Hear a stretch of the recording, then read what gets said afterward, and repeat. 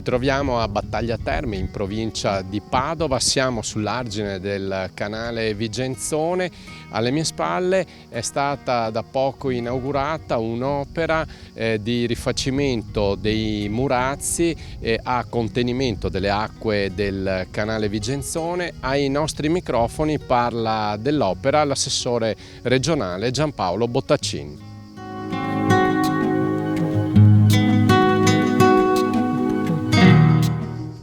Giampaolo Bottaccini, assessore della Regione del Veneto alla protezione civile e all'ambiente, un'opera importante questa per la salvaguardia idraulica di una parte della provincia di Padova.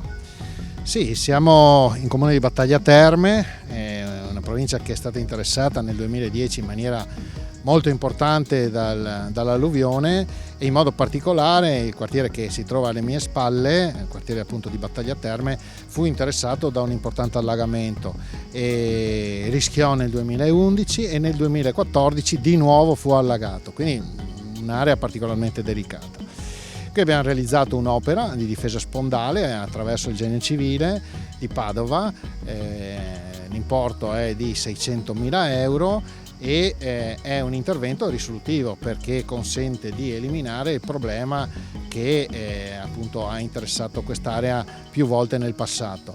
Fa parte del nostro piano, il nostro piano che vale 3 miliardi e 200 milioni e che abbiamo realizzato per circa la metà. Il che significa che se abbiamo realizzato 2000 cantieri e abbiamo investito 1,5 miliardi di euro, cosa mai successa in passato in Veneto negli ultimi anni, abbiamo ancora molta strada da fare perché 3,2 miliardi meno 1,5 fa 1,7, quindi siamo quasi alla metà. Sono opere che funzionano? Assolutamente sì, lo hanno già dimostrato perché nel 2018 con Vaia e nel 2019 con l'Acqua Granda e nel 2020 quando ci fu un evento meteo importante in tutta la zona della Pedemontana abbiamo rilevato precipitazioni piovose maggiori rispetto a quelle del 2010 e i danni per quanto riguarda gli aspetti relativi agli allagamenti sono stati decisamente inferiori. Purtroppo sono opere che non fanno notizia, nel senso che se ci sono non si allagano le aree e quindi non c'è la notizia. Se invece non vengono realizzate si allaga l'area e la notizia c'è. Ecco, noi di opere come queste ne abbiamo fatte 2000 circa. Ci sono tante opere, non è il caso di questa, che comunque non si vedono, ma ci sono e servono, sono utili. Assolutamente sì, ne cito una per tutte, le diaframmature. Sostanzialmente si tratta di infilare nell'argine esistente un setto, che può essere di cemento o di altri materiali, che ha lo scopo di consolidare l'argine. Una volta terminato l'intervento, l'argine appare esattamente come prima. Stiamo facendo parecchi interventi di questo tipo in giro per il Veneto, adesso partiremo con un grandissimo intervento nel tratto terminale del Piave in modo particolare, ma anche in altri corsi d'acqua. Sono interventi fondamentali anche per il rischio, per esempio penso nutrie o altri animali che scavano le tane, che nel momento in cui arrivano alla barriera, quella solida, non riescono più a scavare, quindi non riescono a indebolire l'argine, cosa che purtroppo è accaduta in passato e ha creato tutta una serie di problemi.